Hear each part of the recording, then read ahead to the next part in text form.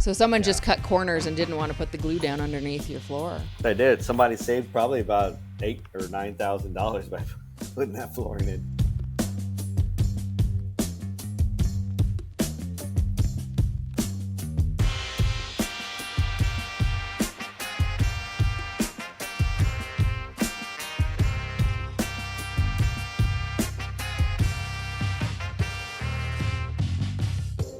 So if you go back to when we did our startups, what's one thing that you're like, I wish I would have done this instead of this, or I didn't do this and I wish I would have, when it comes to like the build out part of it? So what's one thing that you're like, I feel like I regret that we didn't have this? Well, 'cause I know what my answer is. Oh, I mean, so taking a step back, we had a very narrow, very small, like footprint. So making excuses already. Yes. Right? Yeah. So if we had, what was it, like 1,300 square feet? I think it was like 12 something. I legit think you crammed like 5 ops in 1,300 square feet. It did. That's got to be a record somewhere. Yeah, it was. And it did feel cramped. My office was like a little cubicle at the very back that was like next to the microwave, that was next to the op, that was next to the lab. Like it was. Oh, even your lab was like... It was in a hallway. It was a hallway. It was like a New York apartment, right? And like you see those kitchens and they're just like... I haven't lived in one of those, but I've heard that exists. Yeah. This is like a dorm room type of office. But anyway, I think one, space was a huge issue, obviously. Wish I would have had more space. But the layout of the lab, I would have changed that. Okay. That would have been my main thing. Because it was like you said, it's like stuck on a wall. And some people were like, well, where's the dirty and where's the clean? And it was like kind of backwards. It's like someone who puts like the sink on the wrong side of like the dishwasher in a kitchen. It's like, this doesn't make sense. This was obviously built by someone who's never washed a dish in their life. You know, it was kind of like the same thing. It was like, this is ass backwards. Yeah. So I wish I was more involved in that aspect of it. Okay. And I remember when you were doing your build out, I know this is a very long story. When you were doing your build out, I looked at the lab and I modified stuff because I was like, this doesn't flow the right way. That's me. Okay, mine is definitely storage space. I feel like it's even happened with our second office, right? Like yours is different. Like the office I had was a little bit bigger, like what was it, like 2,400 square feet or so in 6 ops, and there was actually spacious. Right. I know. And actually like a break room, and there was actually like a doctor's office and all that. Luxury, but still, there was still. Within like 6 months, there wasn't enough storage space. And I think the first time I noticed it was when we were like, the staff's like, let's decorate for Christmas. I was like, yeah, go buy a bunch of stuff, right? And we'll go decorate. And then you're like, oh yeah, I have to store this now. and I think that is where that's where at least we like kind of missed on it. Mm-hmm. We weren't allowed to I didn't let anyone decorate the office. No, I know. It's like too bad. No, but we're here to work, not here to enjoy. So we're bringing on anything. like a long-term friend, Tommy. So Tommy, we've known for, is it like 10 years? Probably close to that. Yeah, probably. Just from when we were doing our offices and stuff like that, he was a big help with everything we were doing, and he's probably helped build out most of our friends' offices throughout the years, right? And so we wanted to bring him on because we figured it would be fun for anyone who's listening, and especially those people who are like, oh, I'm about to do a startup, or I'm going to expand, or I need to buy something, and you might have to do some type of construction, right? Like, what are the things that like you should get, what you shouldn't get, like what can you skimp on, what should you not skimp on, like all that kind of stuff, and like the mistakes markups. And like the like kind of like the insider information on like what you need to do when you're like doing a build out. So thanks for coming on, Tommy. Yeah. Hey guys, thanks for having me. You guys are long-term friends. 10 years goes by fast, doesn't it? I know. There's certain times and it's like, you go back and you're like, you feel like that was like 2 years ago. And it's like, no, that was way longer. I know. Exactly. Yeah. When I had my first affiliate call me and tell me like, hey, I'm going to need to relocate because my lease is up. I'm like, well, how long has it been? Like 5 years or something? Like, it's been almost 10. I'm like, dang, really? Oh, yeah. You're probably seeing that. Yeah. So I figure we could just jump into it on kind of maybe we start with just going through like when you're doing a build out, what are some of like the top main things you've seen from dentists that you've either like followed up with, like you said, 10 years out or 2 years out, and they were like, I'm so glad we did that, and then like, oh man, I wish I didn't do that.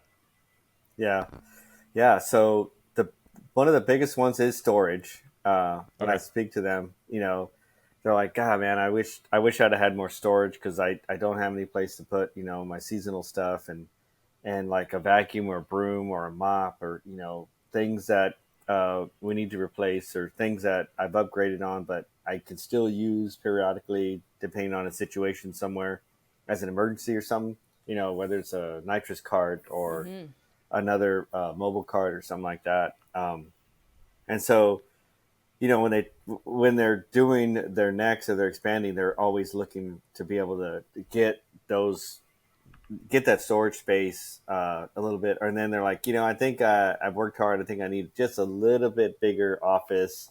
You know, some of them that have done pocket doors are like, I don't really use them as often as we thought. They spent, $18,000, back then, eighteen Yeah. to $20,000 on, some pocket doors, for And just so everyone knows six, too, when we seven say rooms. pocket doors for like, it's Yeah. the sliding doors, right? So when you go in, and which are nice because it can make the ops feel very like by themselves, like the patient, Like private. I feel like has a Yeah. better experience because it's just like they feel like alone in a good way. Yeah. But I remember when we were doing ours too, and we did pocket doors at ours. Yeah. I remember the other thing you have to think of too is we've had to do maintenance on them a decent amount, right? And I don't know if that is standard that happens because you're opening and closing it so much, but I feel like that's one thing where Yeah. at they least at roll off my the office, track. like 2 or 3 years later, like it would come off the track, and then it's stuff that it's all like within the door It's frame, hidden, and it's so yeah. hard to figure out. So like we probably spent thousands of bucks just trying to like fix them throughout the years, right? And so Yeah. I don't know. That was Yeah. one that I don't know. Would you do that again? Would you do Yeah, pocket I mean, doors? I like them. Yeah, I mean, based on like my original build out, they like, and you didn't do this one, Tommy, but like, Yeah, so we're not blaming Yeah, Tommy yeah. on this. This is someone else. and this is, I was still in California, so half of this was going on without me being there. But they didn't like put in pocket doors or there wasn't enough room to have them because my office is obviously like very oddly shaped, but they're like, oh, I'm like, I need doors on here. And they put in like actual doors, like swinging doors. And I'm like, hello, like you can't, this is in my way in the hallway. You can't open it the other way. Someone's going to like trip on it. Like this is like the worst solution. And they actually put them in. I And was then like, you had to do what? I You had to did take get them out. barn doors, right? Yeah. So I was like, we need to come up with a solution. And so, yeah, they did barn doors. So like the track was on the outside. So it like looks really pretty, but it was very expensive. So like where does that come from, Tommy? Because like obviously like if you're a contractor, you're in dental for a long time, like that stuff you see, do a lot of like when you go and you're like, oh, I'm going to use this dental supply company to help me like with the architect and the design and do all that kind of stuff. Does it happen where sometimes those people maybe don't know as much about dental and don't see that detailed stuff? Because I feel like that's the stuff that gets missed a lot. I think they're just quick to a solution of like get it like resolved like quickly, like close the case, yeah. Yeah. dismiss or whatever. They're quick to just want to find a solution for it and say like, oh, we'll just put doors or we'll put barn doors, and then they draw it like that. And then when I'm looking at it and going through the process of bidding or qualifying, just going through my process, and then I'll see like, well, so that wall is there's not enough wall space for barn doors, or there's not enough ADA compliance side for clearance for an actual door to open on the strike side. So you're like, that's not going to really fit there. You don't have enough to like, if it's a swinging door to roll up there and open the door to be in compliance, or a barn door where there's not enough wall space for you to open the door and it doesn't slide over and hit the other door in the other treatment room or block something else. So, and so they're quick to just find a solution to throw in there and then let somebody else kick the can down the road, I guess is what I should say. Let somebody else figure it out, or let something like me. And they come in and say, well, that's not going to work. We should do this. And, I'm just a micro guy, right? Micro company. So I have to be kind of tactful on some of the stuff I do, when I'm like, hey, this was stupid. Who did this? We need to, we need to fix this. I can use different words to say that though. So, but yeah, it's like, they're just trying to quickly, like, just put something out there for you guys to approve it. So what's the like? Okay, so going back to the storage stuff too, is there like a recommended amount of square footage you feel like you should have for storage? Like I know it depends if you have like a 5,000 square foot office versus like 2,000, but like, is there a standard that you probably should have? I like to have in 2,000 square feet, roughly. I like to have about 3 closets, but really small closets.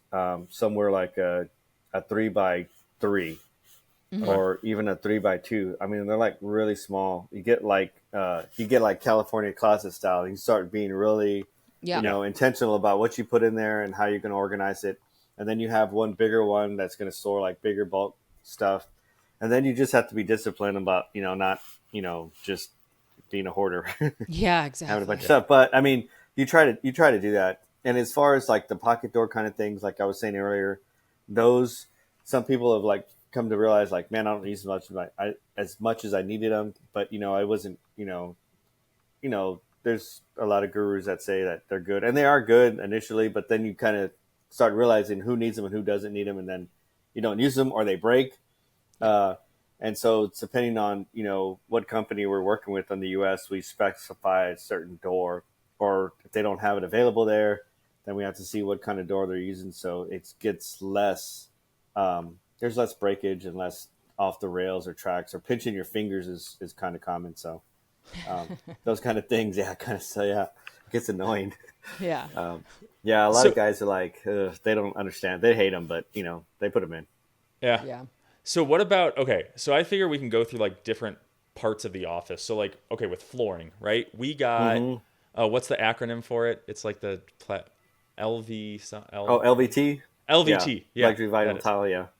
Yeah. Okay, yeah. See, another acronym. I don't know. Yeah. So like when use you're that doing, and carpet. Yeah. So when like you're doing flooring now, like what do you recommend dentists use? Like should you use that? Should you use carpet? Is it a combo of both? Like where does it make sense? So I do like the LVT in the treatment rooms. It's easier for hygiene and cleaning up and stuff at the end of the day and things like that. I do like the carpet towel only because you need something to absorb sound throughout the hallway and people walking by and people talking and stuff. But some offices are just going LVT all the way across because it's so inexpensive now. It used to be like a luxury to have LVT, Really? but now it's just, it's very competitive now. And so you can, because where does it go? Like what's cheapest? Is carpet cheapest and then it goes the LVT? The carpet towel is cheaper. Okay. It's really cheap. It's less expensive. It goes down just with the glue, and it sits, right there, and you could put a quarter turn if you wanted to give it some decoration or some definition. And then if it gets stained or something like that, then you just pull that square up and replace it. It's easy, really easy. And then that's why you need more storage, right? That's the other thing, right? Too. Oh, that's the thing. Yeah. Honestly, that was the other thing back to it is like when we were looking, because our back op became a storage space while we were growing it. And I'd say 60% of it was materials that were extra materials from the build out or things that they just like didn't end up using. And it was like planks or like the siding for the like all that stuff. Yeah. And it's like, unless you really want to store that at your house or a storage unit, like it's way better just to have it at the office. Well, yeah. Right.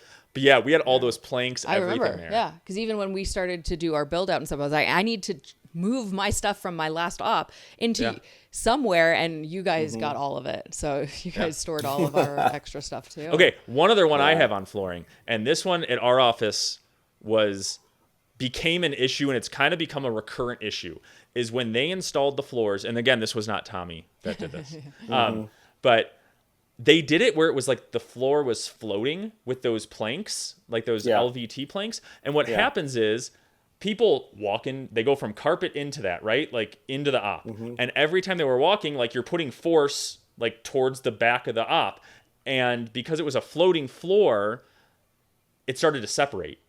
So like every couple years, like in certain ops, they'd have to come in and we'd have to pay someone to like replace the flooring again. Can you explain to me why that happened and what you do? And was that just If you like our podcast, check out Alex's newsletter, Just 2 Minutes. It's full of great advice, which makes sense considering it's her thoughts and not me sidetracking her every 2 seconds. You can subscribe at coupleofdentists.com. The link is in the show notes. Now, back to the pod.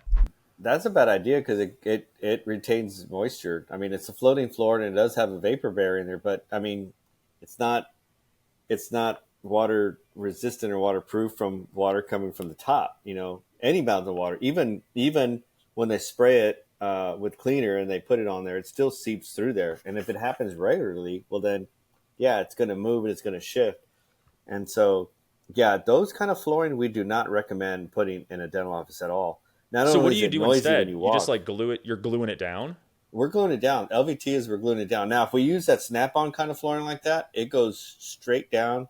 And I haven't put an adhesive because I don't want it to float. Yeah. It will definitely move and it'll absorb water. So someone just cut corners and didn't want to put the glue down underneath your floor. They did. Somebody saved probably about $8,000 or $9,000 by putting that flooring in because it's really Yeah. I mean, okay. So flooring, do that. Okay, so that seems, and I know there was a trend a while ago. I don't know if that's still a trend now, but like having the concrete and then just pouring like a laminate glaze over it or something like that. Is that expensive or not expensive? It's like stained concrete. Mm-hmm. Is that what you mean? Yeah. Yeah, that's not very expensive, but you have to do that early on. Like when you are going to pour the slab yourself, like in areas along the coast, like California, Florida, a lot of those areas don't have concrete in their lease spaces. So what you do is you get all the penetrations for the plumbing and electrical in there first, the vents. And then when you're going to pour the concrete, well, then you stain it with that. And it actually is not as expensive as you think. It looks great. Yeah. It is cold and it is noisy. So it does have some caveats, but it looks great. You can put stamps in it and all kinds of stuff to, to make it your own and personalize it. It does need to be treated about every 3 to 5 years, depending on how much traffic is in there, because you'll see the wear spots in the hallways and high traffic areas where the stain rubs off. But it's inexpensive. Now, I've had some docs that want to do that in their practices that they're moving into that already have a slab, and we have to let them know, like, hey, just keep in mind, we're gonna saw cut this. It's gonna look like Swiss cheese in here on this floor, and when we go to pour it back and we try to stain, we can easily stain the concrete we're putting in to look great, but matching what's there, you're gonna see a defined line, a difference. Yeah. So can you, though, if you're picking a solution, right, that isn't carpet, so it doesn't like soundproof as well and you can hear more, do a lot of people like put in like pictures like we have behind us, or they use like soundproofing things and things you can put in the ops that help absorb it? Like, are there tips or tricks you can do? Yeah, they'll put different pieces of art, or they'll change the ceiling tile to a little bit higher grade to be able to absorb a little bit more sound. There's different alternatives and things you can do like that. There's just different things you can do like that to be able to absorb sound. I think the LVT all the way through is nicer. It's a little, you can break up, the pattern in the hallway from the operatory so that it looks a little bit different. Mm-hmm. But it's not as loud in there as full on concrete flooring, stained concrete flooring, or what's that other one? Ceramic tile. We've had some offices that are just completely ceramic tile, and that is just a look that just doesn't look too good. I mean, like how, like when we built our offices, right? Because we took a lot of the like philosophies from certain consultants, or how you had even said to kind of do it like minimalistic, do it easy, nice but still affordable. Yeah. I mean, are there some dentists like? Have you seen some build outs? Like, have you seen anywhere people are spending like millions in a build out and they want to? That are spending millions? Yeah. Yeah. I mean, I've seen that. I mean, I know that I've had some dentists come to me and like, hey, I've got this bid. It just doesn't seem right. I'm like, well, let me look at it. And I'll look. I'm like, yeah, it doesn't seem right. Let me make a call, get somebody to look at it. And we're like, yeah, it's over $1 million high. I'm like, I thought so. Wow. And then we'll go back and say like, hey, this isn't right. We need to see, figure out, I need more information. Can I talk to them, and because I'm just doing it as a courtesy because I know I've known them for a while. And, we find that there was an overreach. It's because somebody was pushed heavily. Like, a lot of people ask me, this is probably my top rated questions. Like, should I go with an architect or should I go with a designer? and I say, well, I say you go with a design build company, and you go with the designer, because a full on architect is really expensive, and Yeah. So what you're is like going a to full on architect going to cost yeah. you? Like So 20K? that's gonna cost anywhere from 30,000 to 80,000 or 100,000, depending on the square foot, because they charge you by the square foot that they're putting together for you, um, and as well as other um, like specialties, right? Like you're an oral surgeon, or you're going to need nitrous, or you're going to need like a recovery room. So Yeah. there's add-ons, right, to everything that Oh, geez. they're going to charge you for. Um, I like so I usually tell docs, look, go to a designer, but don't get permit ready plans. Okay. And I know a lot of people are going to like me for this, but it's because if you're going to somebody that does permit ready plans and they're not in your state, you're going to waste a lot of time going back and forth trying to Yeah. get um, all these things answered and corrected in comments. They're going to, some architect from another state is going to be, or even the same state. But it's worse when you're in a different state. So say it's in Texas, right? And, and it's an architect in the same city, and it's going to go to permit review. It's going to take that, you're one in their queue. So, they're going to check on it, periodically, or you're going to ask like, hey man, it's been 6 weeks. Have you had any comments? Like, oh yeah, I do. Oh yeah. Let me look, oh yeah, I do. Let Yeah. me get those back to them.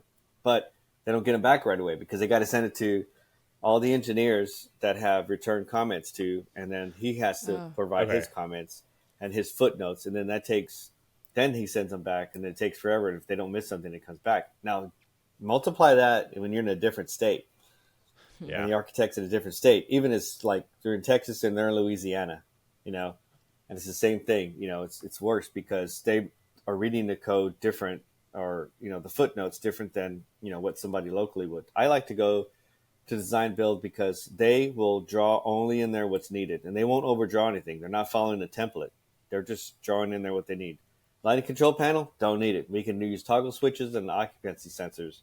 We don't need, copper. We can use PEX, or, we don't have to have cast iron. We can use PVC, all different kind of things. They don't, So like they don't put a lot of what's fluff. the step? Like if someone's like, I'm going to do a startup right today, or Yeah. they're thinking about it, is their first step is the first step reaching out to a designer and saying, I have it, well, after they found the space, right? Yeah. Like, here's my Yeah. space. You reach out to a designer, the designer Mm-hmm. designs the plans, and then they reach out to someone who's like a contractor like you. And then is that like, how does it work? Just so people Yeah. know. So a lot of the guys so we've been getting quite a few, we've been doing a lot of ground up offices lately. Like that's like a majority of what we're doing now. Okay. And it's okay, because it's something different, and I like Yeah. to be able to keep my skills sharp.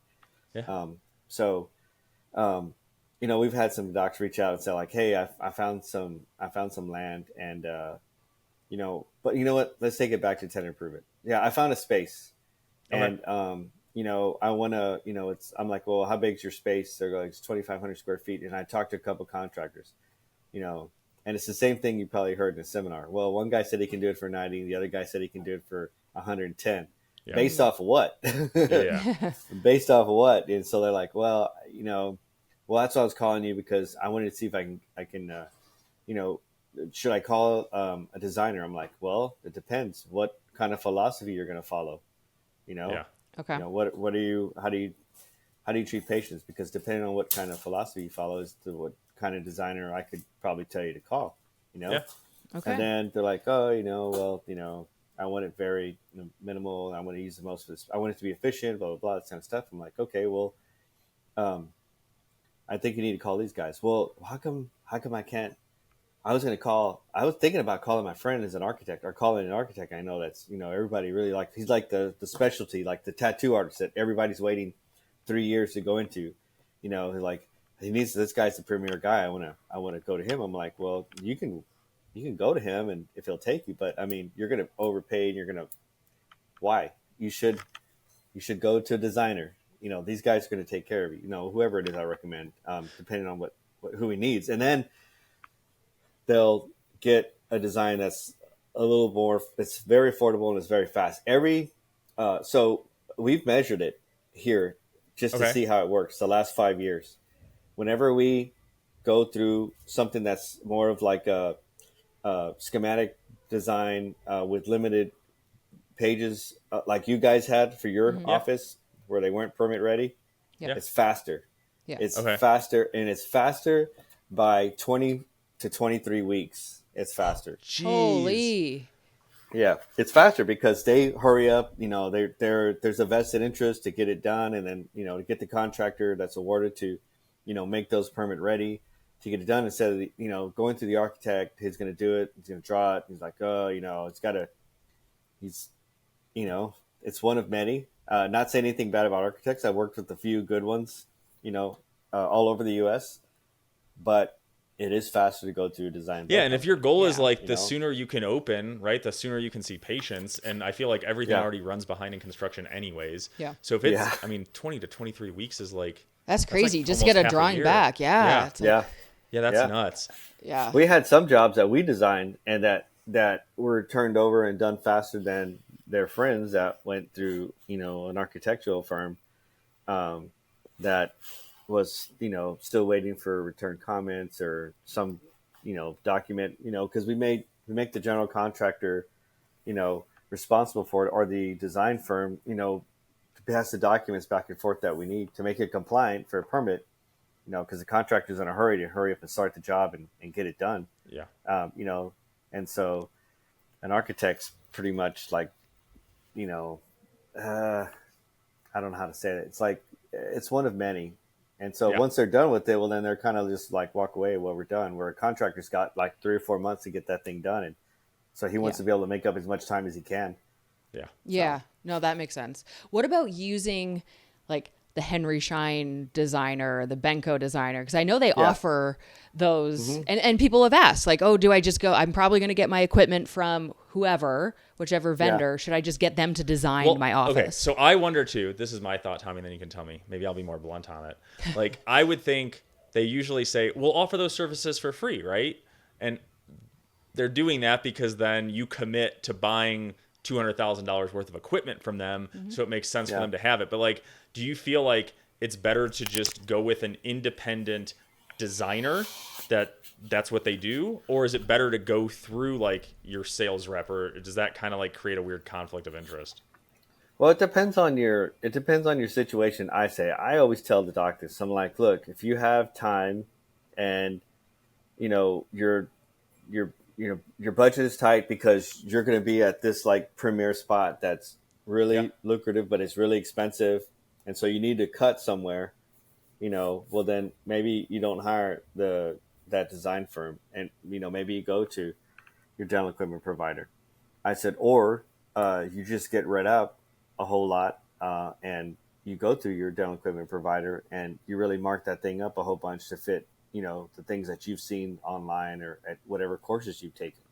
Just given that it's going to take a long time. Yeah. Because I would think what happens too is, that's going to happen. You end up fighting with them. This is where my maybe cynicism comes in, is I'm like, okay, this Henry Schein rep is going to design an office for me, or whoever it is, maybe any supply or equipment company that offers those services.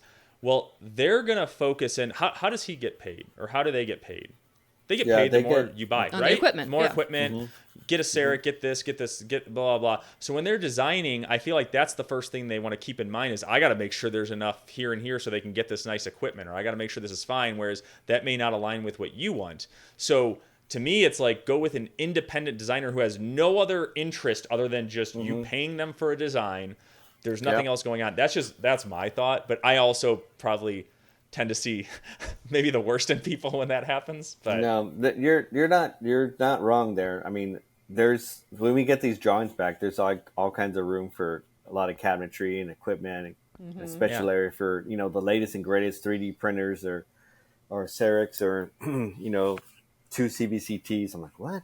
It's just different things. I'm like, like, what? Did you really, you have 1,800 square feet here. I mean, you can fit all that? Damn. And so, or the bigger offices, 3,000, 4,000 square feet, which, there's some. The doctor's like, well, they put that in there. And the way they explained it, I'm like, but so my job is different, right? Neutral.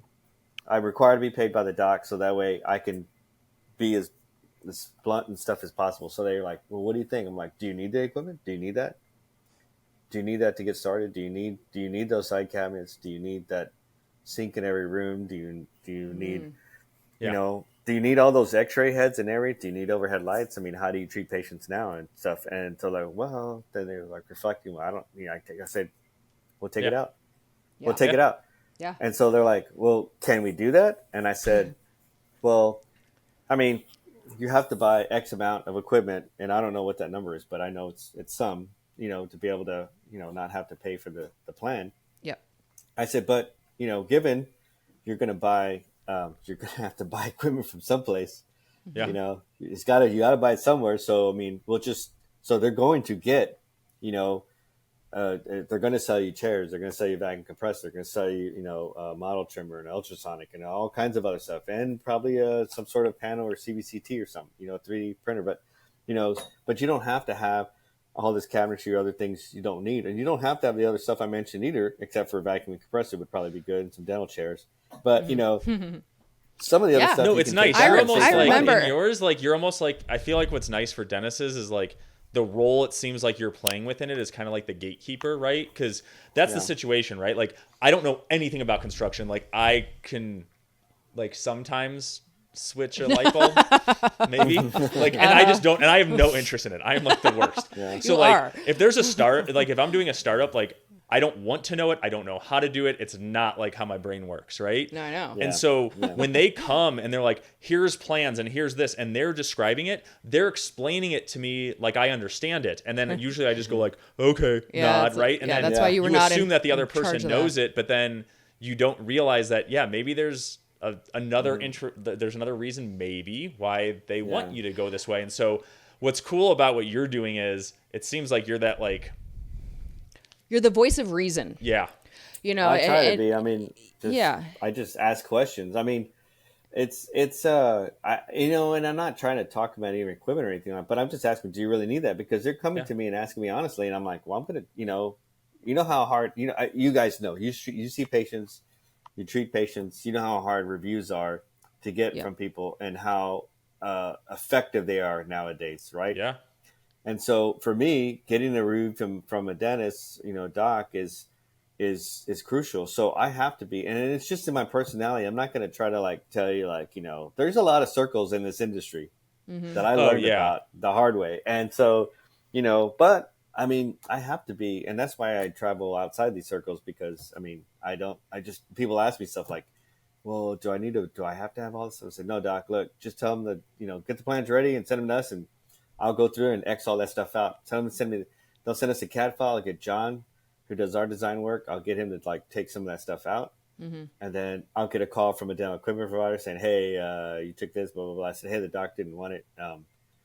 He decided it wasn't in his budget. I mean, how could you fight that? It's not in your budget, right? Yeah. Oh, I know. You can't, I tell him it's not in his budget.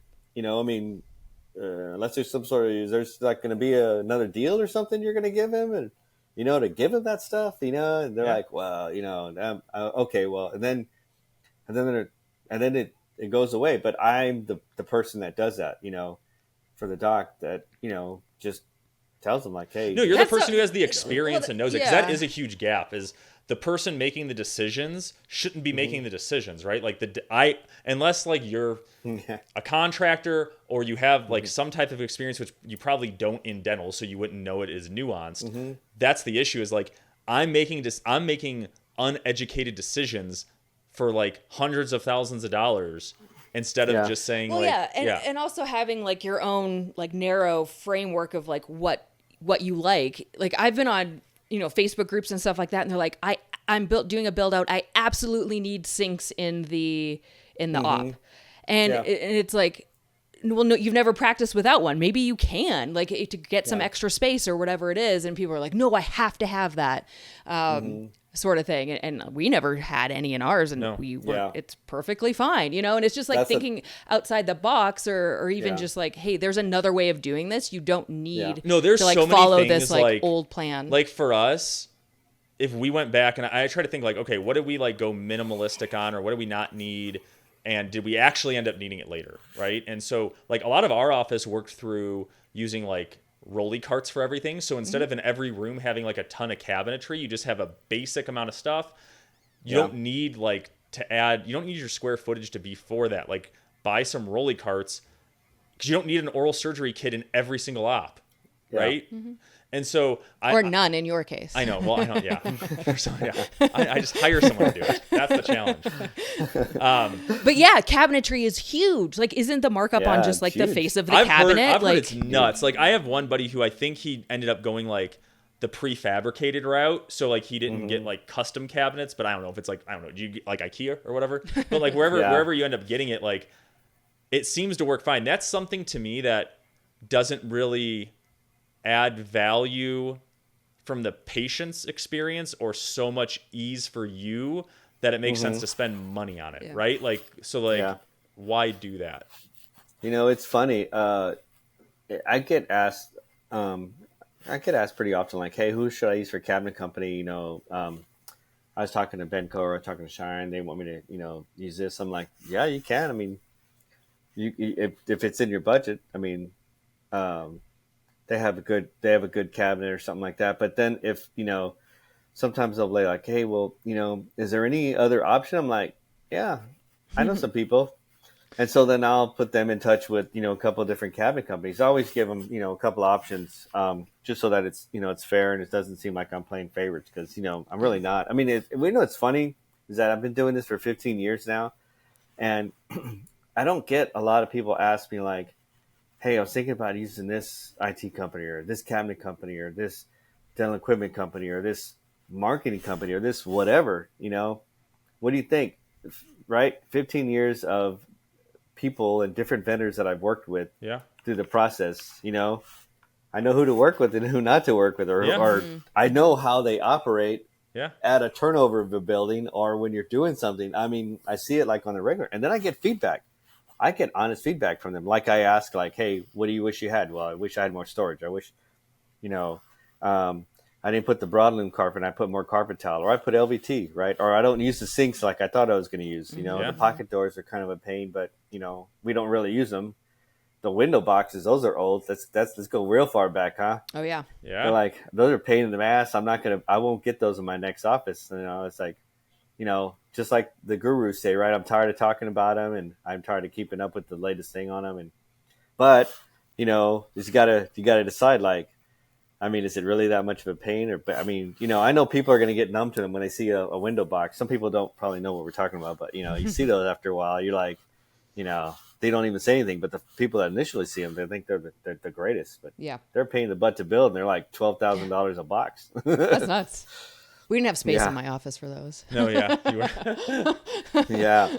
I mean, you know, like what's one thing though that like you constantly, because you get feedback back, right? A lot. Like, what's one thing that dentists are like, I'm glad I actually spent a little bit more money on that. Like, I'm glad I didn't cheap out on it, and like this has actually been valuable. Solid surface. So solid surface is probably the bigger one. Now, we've had some offices that are 10, yeah, 15, what is? Yes, I'm sorry, countertops. Yeah, solid surface countertops in different versus rooms. What? I think of solid and versus I think laminate. Yeah. So versus like a laminate. solid piece. Okay. Yeah, so solid surface, laminate, or countertops compared to, you know, the laminate countertops. Now, with that said, there are some offices that are, you know, 10, 15 years old that they still look good. But those dentists are very system oriented where everybody has a job and that person maintains those, wiping them down, keeping them dry, keeping them clean, has a good work area. So it shows on the laminate countertops. Most people do not have that kind of system where they actually follow and actually audit and actually check. And they wish, like, I wish I would have gotten solid surface so that way it wouldn't, you know, I wouldn't have to have, you know, when I go to my lab or stereo or my 12 o'clock or, you know, the countertop in front when they check in and check out, it's like, you know, it's kind of messed up. Or the beverage station, you know, inside their office, the countertop gets damaged because people let water sit or coffee or exactly. And so they're like, I wish I would have spent more money. And a lot of guys doing their, you know, third or fourth office that we're helping now are putting that just like as a standard, you know. Wow. So like, what's an example of a solid? Is that like saying like granite, or is there like cheaper options than that? Like not granite, something like quartz or Wilson Art, which is man-made. And I would recommend Wilson Art I don't get paid by Wilson or anything like that, so full disclosure. But they have a good solid surface that I use on some of the properties that Veronica and I have. Nice. They hold up good, and they have a good warranty, and so any cabinet guy can get Wilson Art too. We all know Eric wants more friends. If you're enjoying this episode, share the podcast and then tell them to DM Eric so he can hit his quota of 1 new friend per day. Now back to the episode. Okay, so, right, we did our startups 2017, 2019, and that's when I think there was a big push on, like we said, doing like minimal amount, like efficiently getting as many ops as you can in, because that's important, and then like having your kids area, right, and then having a like reception area that has like a beverage bar and has some like amenities. Are you finding newer offices still doing that, or did stuff change post-COVID where... Like, because I don't know about you guys, it was sweet for that year where people had to remote check in because you're like, oh, you don't have like 10 people in your freaking waiting room. And I remember even my staff after was like, can this just continue forever? So what are you finding changing in how dentists are the reception area / lobby? Yeah, how are they changing, if at all? So there's not a lot of kids areas. And most of the kids areas that were built, back in that day, are now storage rooms that they walled off and made storage closets. But so like no more areas, the dance pad turned into a storage space. Oh my god, yeah, those are so ultra expensive that they stayed the dance pad or just they're turned off. yeah. All that glass. I mean, and then it's kind of hard because some of those areas had seamless or frameless glass, so it got like blacked out, and then they just put a door. But there's not a lot of kids activity play area. It's like hardly any Chick-fil-A has a kids area, right? Yeah. I mean, there's some, but there's not a whole lot anymore. And I know because I've been all around the U.S. and or it's like the play places, right? Like I don't know, in the 90s, I remember like my favorite times were at Burger King or McDonald's spending like an hour in there, and we just took our 3-year-old like once a week is like, I want to go to McDonald's just for like the play area because the one by us has it, but it's pretty rare now. You don't see it as often.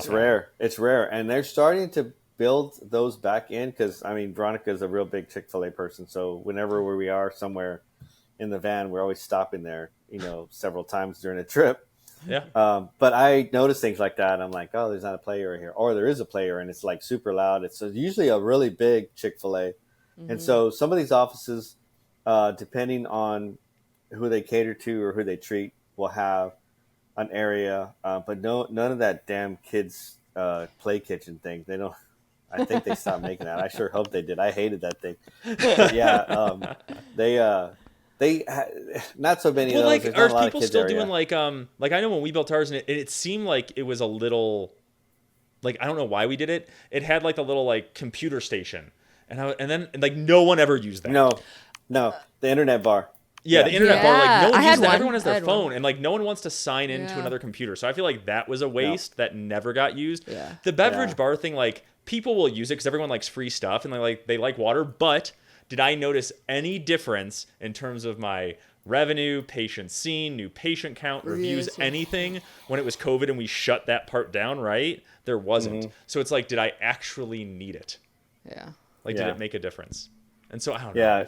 They don't use that. They don't use that internet bar or the iPads that they would use for like a kids area or something. Yeah. Those were gone right away. And there's the beverage bar is still used quite a bit. And they still use coffee, and I still see coffee, and people still get coffee before. They go same back. Here. Ours they do too. Yeah. I mean, they still use that. As far as they like a lot of seating area for the reception, for the business office.